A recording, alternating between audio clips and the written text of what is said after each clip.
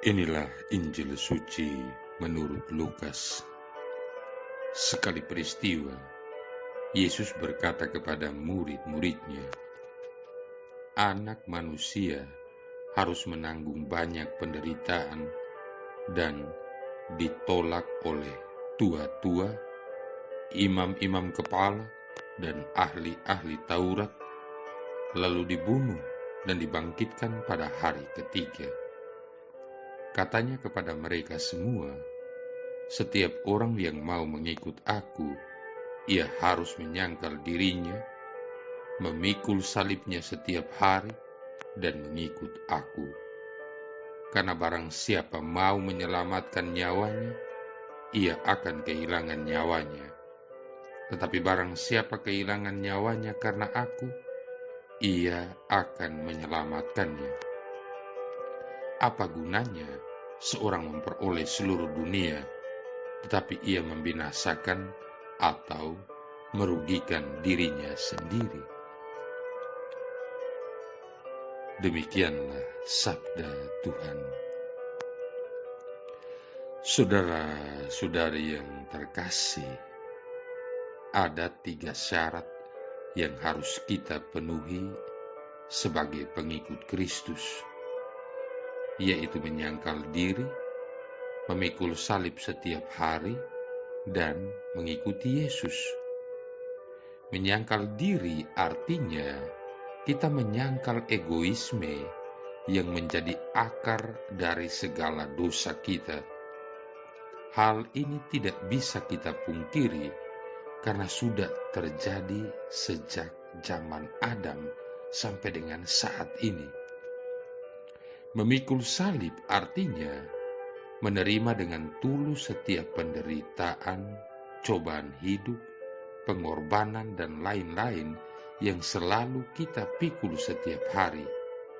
Berat dan tidaknya masing-masing salib kita ini sangat relatif karena sangat tergantung pada diri kita secara pribadi. Saudara-saudari yang terkasih, mengikuti Yesus berarti kita harus menjadi murid yang berkualitas, dan ternyata inilah yang menjadi tantangan yang harus kita renungkan. Mengapa? Karena ternyata menjadi orang Kristiani atau menjadi orang Katolik itu tidaklah mudah, kecuali bila hanya sekedar untuk identitas di KTP, SIM, atau tanda pengenal lainnya. Tetapi mengikuti Kristus dalam arti sebenarnya itu memang tidak gampang. Dalam Injil yang baru saja kita dengarkan, Yesus bersabda, "Setiap orang yang mau mengikut aku, ia harus menyangkal dirinya, memikul salibnya setiap hari, dan mengikut aku." Hal ini bukan berarti kita harus membenci orang-orang yang kita cintai di dunia ini, seperti orang tua kita, sanak keluarga kita, dan sebagainya. Bukan, namun tidak menomorsatukan. Yesus Kristus menjadi segala-galanya karena semua yang kita cintai di dunia ini, semuanya sudah ada di dalam Yesus. Oleh karena itu, untuk dapat mengikuti Yesus, orang harus berani meninggalkan semua yang dicintai di dunia ini. Bukan hanya ayah, ibu, anak, istri, dan sebagainya, melainkan juga harus meninggalkan diri kita sendiri. Artinya, kita harus lebih mengutamakan kepentingan Yesus, kepentingan Tuhan, daripada kepentingan diri kita. Tetapi ingat, janganlah hal ini diartikan secara harfiah setelah mendengarkan Injil pada hari ini. Saudara-saudari yang terkasih, seluruh ajaran Yesus mengandung pengertian bahwa kita harus mencintai Tuhan dan sesama kita. Tentunya termasuk mencintai orang tua, suami, istri, anak, dan sebagainya. Tetapi mencintai Tuhan harus diletakkan pada urutan yang pertama. Oleh karena itu, Ajaran Yesus tentang cinta ini dilambangkan dalam bentuk salib. Kayu yang tegak vertikal berarti mencintai Tuhan dengan seluruh tenaga dan akal budi kita. Kayu yang melintang horizontal berarti mencintai sesama manusia seperti diri sendiri. Coba kita amati salib pada dinding rumah kita. Kayu yang tegak ternyata lebih panjang daripada yang melintang. Ini juga berarti bahwa mencintai Tuhan harus mendapatkan porsi yang lebih banyak atau lebih diutamakan. Walaupun pengertian mencintai Tuhan itu tidak dapat dilepas pisahkan dari mencintai sesama manusia. Oleh karena itu, kayu yang tegak dan kayu yang melintang merupakan satu kesatuan yang tidak terpisahkan.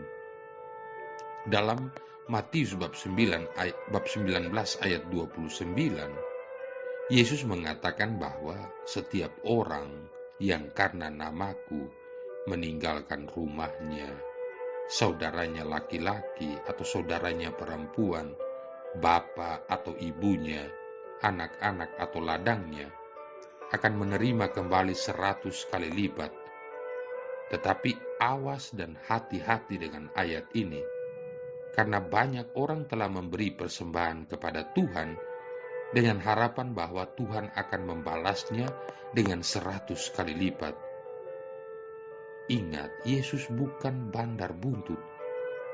Hanya orang yang benar-benar tulus memberi persembahan kepada Tuhan, atau mereka yang memberi tanpa pamrih untuk mendapatkan balasan yang akan mendapat balasan 100 kali lipat. Sementara orang yang memberi dengan harapan akan mendapatkan balasan, sesungguhnya orang itu tidak memberi, melainkan berbisnis dengan Tuhan. Hal ini sama dengan banyak orang yang melaksanakan kehidupan beragama hanya karena janji Tuhan hidup bahagia di surga, atau karena takut pada api neraka, sehingga tujuan hidup beragama seperti ini menjadi tidak murni lagi karena penuh dengan pamrih.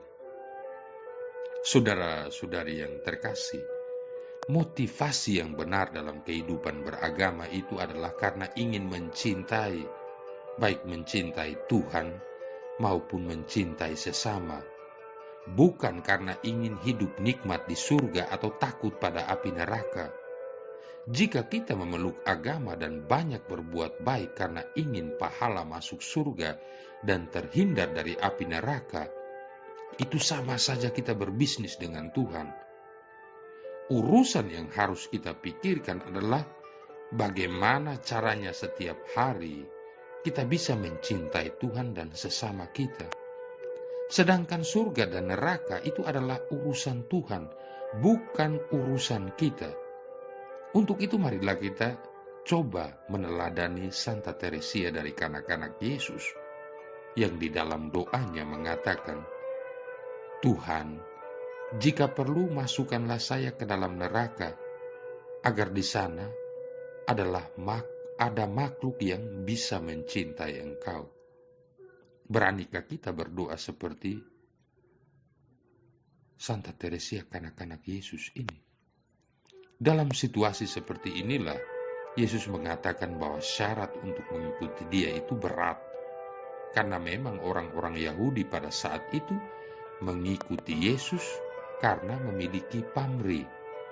Mereka ingin hidup dekat dan menjadi murid Yesus karena berkeyakinan bahwa suatu ketika Yesus benar-benar akan menjadi raja. Hal ini terjadi karena Yesus banyak membuat keajaiban dengan mujizat-mujizat, sehingga suatu ketika Yesus pasti mampu mengusir penjajah Romawi dan akan menjadi raja Israel yang baru. Bila Yesus menjadi raja, maka pastilah para muridnya akan mendapat kedudukan dan pangkat yang tinggi.